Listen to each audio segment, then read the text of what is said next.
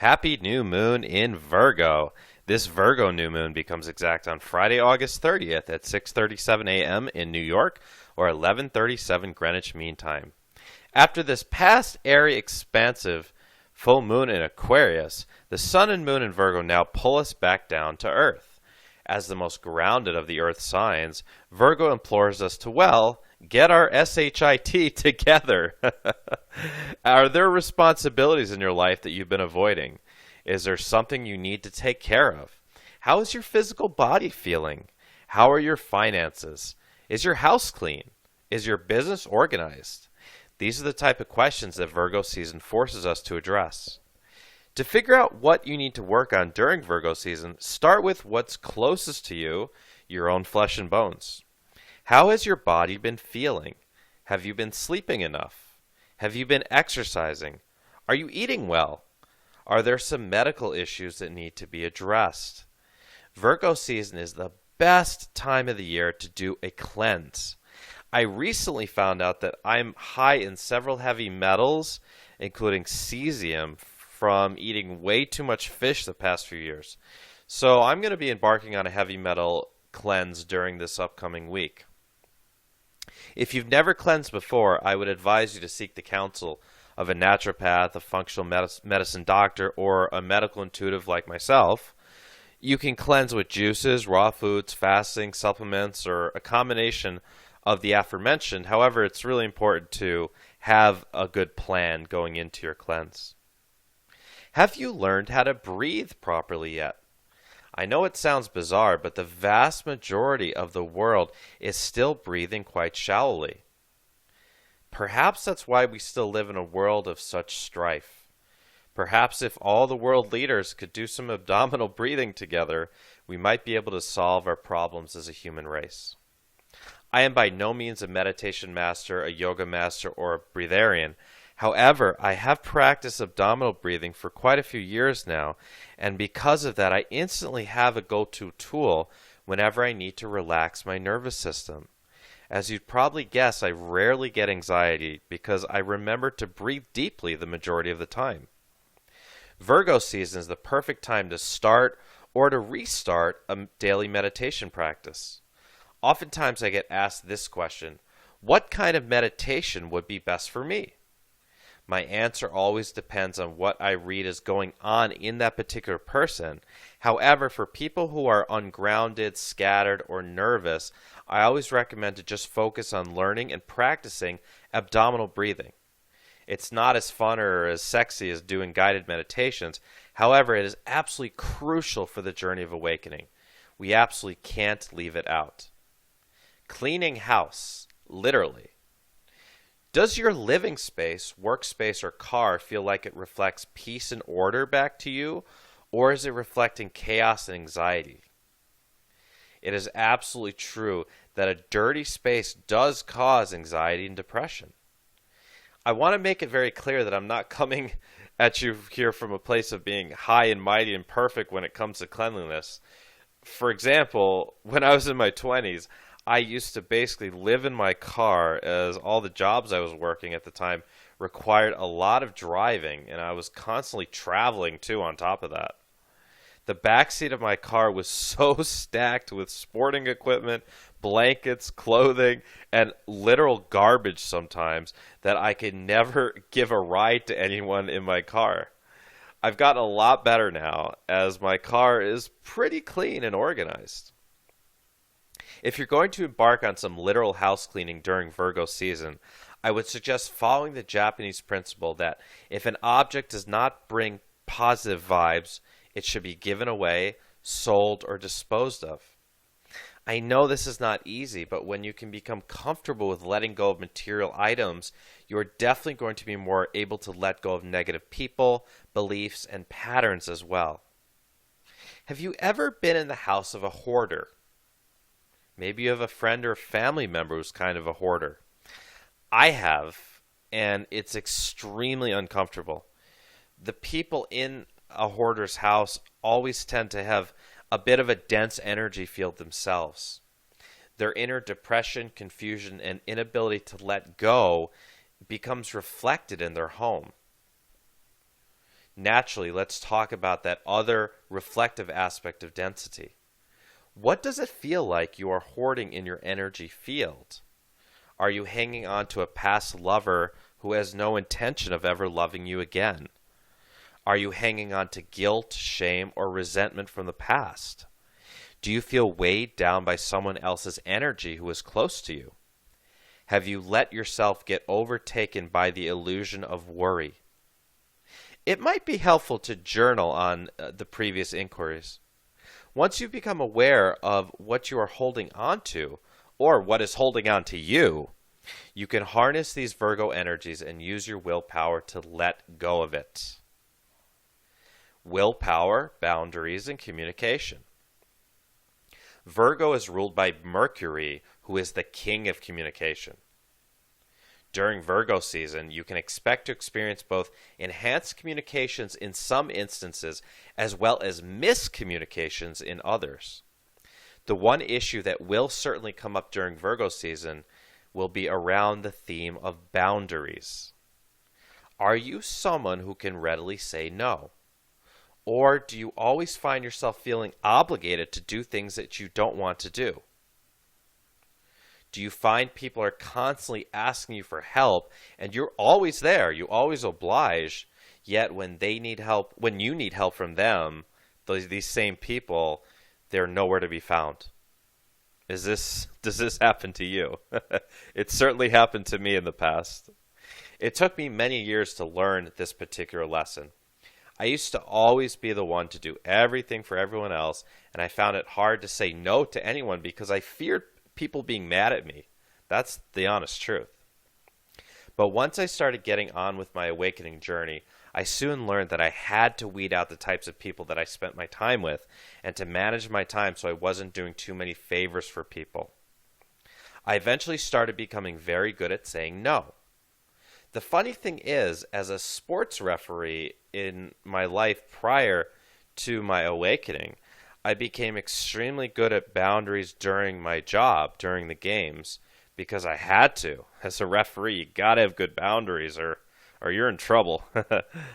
I became a pretty well respected official in my community for the most part, but it took me much longer to master that lesson of boundaries in my personal life. This tendency affected my romantic life as well.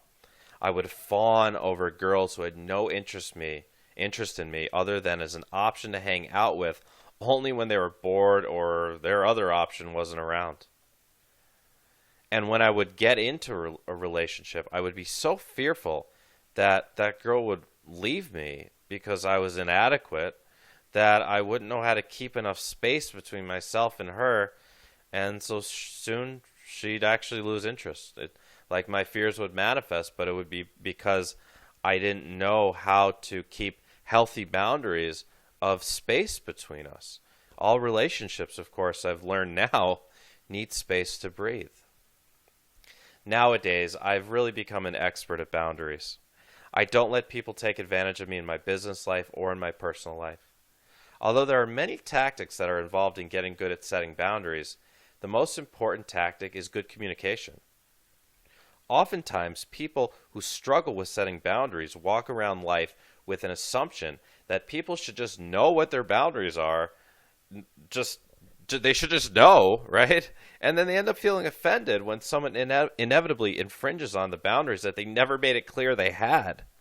Now, we don't need to go around and tell everyone we meet, at a party, what your boundaries are right away, or in a business setting. You don't need to say, oh, hi, my name's Matthew. This is my boundaries here. Don't talk about this and this. No, that's a bit socially awkward, and it would be hard to make friends like that, right? Or to make business acquaintances. However, it's important that when someone does infringe on your boundary, that you tell them right away so they know not to do it again. A good boundary statement goes something like this. Thank you for that. However, in the future, please do not do this, as this is one of my boundaries. Thank you for respecting my boundaries. So let's say, for example, someone has started commenting on a very personal situation, maybe a touchy situation that you're in your personal life, and this person isn't someone who you necessarily have the rapport with yet, or where you would feel comfortable with them commenting on a certain situation in your life. But maybe there's someone with their personality is like, someone who doesn't really get social cues too well, and they will just talk kind of unfilteredly, right? So maybe this is someone that you've just met or you don't know too well, and they start talking about something in your life that they heard from someone else or that you mentioned, but you're not really comfortable talking about it. So to use this boundary statement template, you might say, "Thank you for your comments. I do appreciate that. However, in the future, please do not comment on this situation in my life because I'm only comfortable sharing this with certain people in my life, and I don't feel comfortable sharing this with you yet. This is one of my boundaries. So thank you for respecting my boundaries. I do appreciate it." And the person will probably respond with, "Oh, I'm sorry. I didn't understand." Or "Oh, I'm sorry. I won't say anything about that again." A minority of people might get offended. They might think that you're attacking them by setting a boundary. And you will find these people in your lives. Now, and this is where the next part to the boundary statement formula comes in. One of the most important aspects of making a boundary statement is that you don't put any emotion behind it. You want to be stern and direct, but not angry and never attacking. People respect stern and direct. Think of a cop, If a cop tells you to do something, you're going to do it because you don't want to get a ticket, right? If or like I said, I was a referee. If any of you have ever played sports when you were growing up or now, well, if the referee tells you to do something, you're probably going to do it because you don't want to get a foul or a penalty or whatever, right? So if you say your boundary statement like you're angry or you're hurt, the other person may sense your vulnerability and try to engage you in an argument. And that's what you never want to do when it comes to boundary statements. You never want to engage in an argument. And if someone tries to engage you in an argument, you need to step away from the conversation or quickly change the subject until you feel the energy smooth out. You do not want to get into an argument over your boundaries. They're your boundaries. It's not up for discussion. And if the other person can't handle your boundaries or can't respect your boundaries, then you don't need to be in that conversation with that person. This is what it means to have strong boundaries, okay? You're stern. You're very stern, okay? Some things fly and some things don't fly. If it doesn't fly, it's not up for discussion. It's not. It's not up for an argument. These are your boundaries. And you get to choose your boundaries with the people in your life. And please also note, of course, if you ever find yourself in a situation where someone is physically harming you, or if you feel that you're in danger of physical harm, please just forget about this boundary statement and just get away. Get away and call the proper authorities if necessary. The most difficult people in your life to set proper boundaries with may very well be family members. They've known you for a long time, and they may think it's okay to treat you like they treated you when you were a child, for example. They may not be able to see or perceive how you've evolved. Sometimes explaining to these people in your life how it makes you feel when they infringe on a boundary and why you feel that way can make it easier. Make it almost like a negotiation. Maybe there's a way that you're speaking to or treating to that family member that they don't appreciate it. But there hasn't been the opportunity for an open dialogue between you and that person so that you could discuss it. This type of approach is a good idea for romantic relationships, partnerships as well. However, sometimes that family member or partner or friend or coworker just will not listen and is not open to dialogue about your boundaries. In that case, you may need to walk away from the relationship. Nothing is more important than your own self-respect and that you only allow yourself to be respected by others. This is a crucial lesson for Virgo season. Improving inner dialogue. As I've said, Virgo is concerned with communication as it is ruled by Mercury. Thus far, we've discussed the theme of communication with others, but what about dialogue with yourself? One of the most difficult aspects of the awakening journey is the challenge of mastering your mental body. In order to master this particular lesson, it requires a great amount of discipline and practice. Someone with little control over their mind will be able to progress spiritually in many ways, but will not be able to become as happy as someone who has really learned to master their mind. When it comes to this topic, one of the most important things to understand is that thinking is not always the same mechanism. Sometimes you are actively thinking thoughts, for example, when you're trying to figure something out. You know, when you sit down, you got a problem, and you're trying to actively resolve it and not going into any negativity, but you're actually brainstorming. That is active thinking. However, other times, the thoughts are actually thinking you. The reason for this is something called T fields. T fields are clouds of energy that are located within your energy field and in spaces and homes and businesses, especially where a lot of people hang out. T fields can be passed from person to person, kind of like a virus. This is why if you have dinner with some pretty negative people, for example, you're probably going to start thinking negatively yourself. And if you have dinner with some really positive, upbeat people, your thoughts are probably going to become more positive. This is why your living environment really matters. If you live with negative people, you're going to be more likely to be haunted by negative thoughts because of the T fields. If you live in a building with a lot of dark energy, you likewise are going to be subject to more negative thoughts if you haven't sufficiently cleansed your space spiritually. So whether you know it or not, most of the time thoughts are actually thinking you and not the other way around. The more that you cleanse your energy field and do your spiritual work, you are able to let go of the subconscious patterns that were unconsciously imprinted on you by your parents or caregivers when you were between the ages of 0 and 6. As you shift these subconscious patterns into more supportive subconscious patterns, naturally the resonant T fields in your aura will shift to more positive T fields. If you are then able to surround yourself with positive people more of the time, you'll find your thoughts permanently shifting for the better. The other thing that is really important to remember when it comes to improving your inner dialogue is the breath. People who breathe shallowly most of the time don't tend to have the most supportive inner dialogue, as when the breathing is shallow, the nervous system tends to be stressed. A stressed nervous system will generally produce stressed thoughts. When you remember to breathe deeply as you are going about your day, you are likely to experience levity in your thoughts. This is why, as I said, I recommend a daily deep breathing practice for most everyone. Here's a little tool I can leave you with, a good 2-step process for getting yourself out of a spiral of negative thinking. Very simple. Step 1, take 3 consecutive deep breaths into your abdomen. 3 deep breaths into your abdomen, and with each consecutive breath, you want to try to lengthen the exhale a little bit longer. When you really lengthen the exhale, that's when you really feel that relaxation of your nervous system. And then step 2, ask yourself this very profound and very simple question. What can I be grateful for right now? That's all that matters. Right now, what can I be grateful for?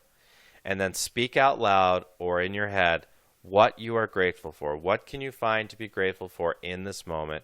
You will always find that there's something you can be grateful for. And if you can't find anything to be grateful for, then you don't stop until you make yourself be grateful for something. You find something to be grateful for, because there's always something to be grateful for. And if nothing else, you can be grateful for still being alive and still surviving, despite whatever's troubling you. You can be grateful for having clean water and food and a roof over your head, a bed to sleep in. Okay? There's always something to be grateful for.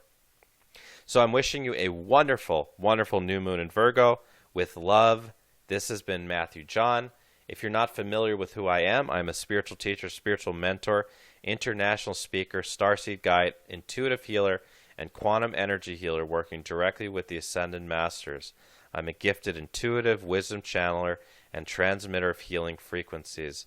I've been on a over 10-year awakening journey, and you can check me out on my website. You can check out all my teachings, lots of videos there. It's youaredivinehuman.org, and it's all spelled out, youaredivinehuman.org. And I also do offer private sessions with people all over the world via phone and Skype. And what I'm doing now is enrolling people for my very popular spiritual mentoring program for September. And what this is, it's an all-inclusive program to accelerate your spiritual growth and to help you heal on all levels. And it's a 4, 5, or 6 session package. You get everything you need in these packages to heal. Literally everything you need. You'll be amazed at the transformation between when you start the package and when you finish. The 4-session package, we start out with a 90-minute soul plan reading and spiritual mentoring session. The soul plan reading is when I am connecting in with your spirit guides and also my guides to read your life plan. I'm looking at your life plan. I'm looking at your future. What kind of life are you headed for? What is the highest possible life you can live? What did your soul really want you to create in the world during this lifetime? What is the spiritual meanings behind the major events of your past? What kind of karma are you balancing in this lifetime? What kind of karma are you balancing with the people in your life that are closest to you, maybe the people in your soul group? What types of past lives did you live up until previous to this current lifetime that you're still processing the karma from those lifetimes in this current lifetime? What are your soul lessons during this lifetime?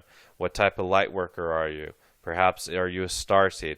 It's really, really, really all-encompassing reading. Second session, we do a quantum energy healing session where I'm going to lead you through some visualization processes to clear out some stuff, some energy that you need to let go of. And then we do some energy healing, some very powerful energy healing to completely clean your energy field. Anything in your energy field that you don't want in there, any negative energies, anything that might be sucking energy from you, anything like that, we're going to clear it out. And there's a lot of stuff you could pick up, just from being in life. We're going to clear it. You're going to feel really clean. And we're going to work on your chakras too. Which chakras need the most work? We're going to clear out old patterns of beliefs that no longer serve you. We're going to clear out traumas and cellular memories that you don't need any longer. It's a really wonderful cleansing, and people describe feeling really light and nice and different afterwards. We do a nutrition reading next. So I'm a medical intuitive, and what I do is I connect in with your guides, and I look into your body, and I feel what's going on. If you've been experiencing any sort of chronic illness, anything that maybe medical doctors couldn't really help you with too much, or you've been frustrated with a chronic condition, or you just want to know what's the best diet for you, how to best go about doing a cleanse, right? What is the metaphysical cause for any sort of disease you might be experiencing? This is all stuff we cover. I call them intuitive nutrition readings, because that's what it is, a medical intuitive reading, but it is really based on the nutrition side of things. It's based on what is the best food and supplements, herbs, that are going to really be able to heal your body. You get an entire report with that in your email within a week that is comprehensive, 6 to 8 pages, sometimes longer. You can keep with you as a reference forever. We do a chakra scan. I'm going to read each one of your chakras. How are they functioning? How big are they? How closed are they? Or how fast are they spinning? How slow? What shape they're spinning in? What direction? It all means something, and I'm going to let you know what it all means. You get a whole report with that as well. And then we finish it off with a Starseed discovery session. If you feel that you're a Starseed, this is so awesome. You get to travel to your home planet to meet your galactic guides, to visit places on your home planet, literally. It's an astral journey, but it's quite real. It's quite real. You get to literally travel to your home planet, and people describe feeling just ecstasy and bliss and just connection, like they're going home. It's a really fun thing to do, and you'll find out 100% for sure what type of starseed you are. And you get all that. Also, we do some spiritual homework between calls to support you, and you get 2 of my most popular webinars for free, Putting the Past in the Past, Mastering Your Intuition. That's all package A. 4 sessions. Package B is that plus a past life regression session, which is great because you get to travel back to the most relevant past lives to understand what is that karma that we talked about in the first session that you're balancing in this lifetime. Where did that karma come from? And you literally get to take a journey to see who you were in past lives. It's fascinating. And then in the 6-session package, we do all that. Plus, we do a future life progression where you get to travel forward in time in this lifetime to particular points in your future, on your future timeline, to see what is your plan. What is that plan for you? What is the highest possible expression of what you can do on this planet? What is the highest possible life you can live? And you get to see how you get there. That 6-session package, which I would recommend if you can do it. You also get 4 other free webinars, and I also do offer extended packages that are 10 sessions, 15 sessions, or 20 sessions. There's a lot of options. You can check those all out on my website. Again, yourdivinehuman.org. Click on private sessions. Click on spiritual mentoring, awakening, coaching, the first tab. I also have a webinar coming up on September 7th. It's a Saturday at 3 p.m. in New York, noon LA, 8 p.m. London. It's called Awakening the Divine Masculine. And this is intended for all genders because we all carry the masculine and feminine energies within.